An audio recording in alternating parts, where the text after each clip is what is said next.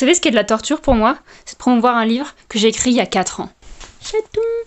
Tout à l'heure, je corrigeais le tome 3, qui est un véritable banger. Et j'étais en mode, waouh, franchement, j'écris bien. Et du coup, je me suis dit, je vais comparer avec les 2 autres tomes pour voir comment j'ai progressé. Parce que j'ai écrit le tome 1 il y a 4 ans, le tome 2 il y a 2-3 ans, et le tome 3 il y a 1 mois.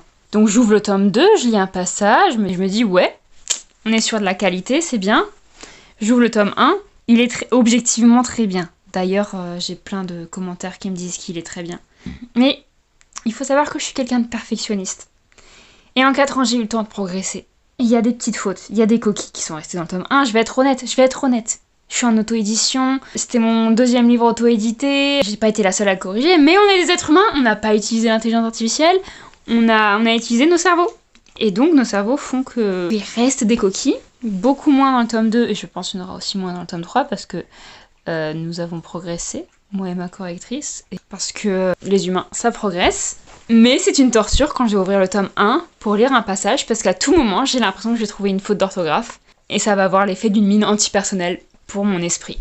Il y en a pas beaucoup. Là, j'ai l'air de dire qu'il y en a à chaque page, non.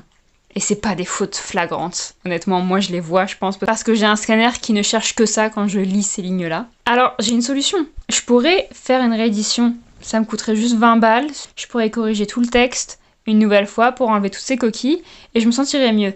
Et d'un autre côté, ça impliquerait qu'il faudrait que je relise tout ce texte-là, et comme je viens de l'expliquer, c'est une torture.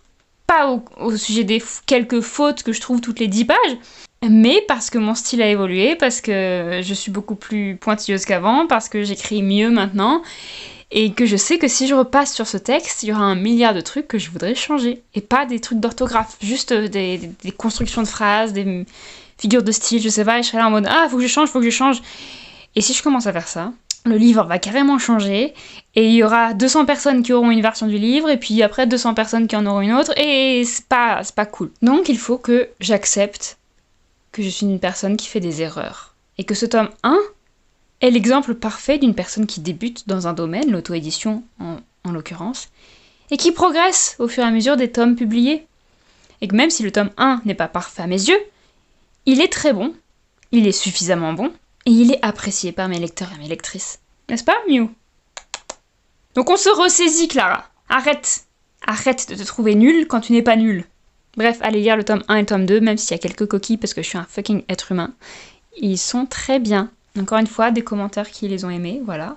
C'est pas moi, je les connais pas, j'ai payé personne. C'est vraiment des gens inconnus sur la toile qui ont juste aimé mes livres.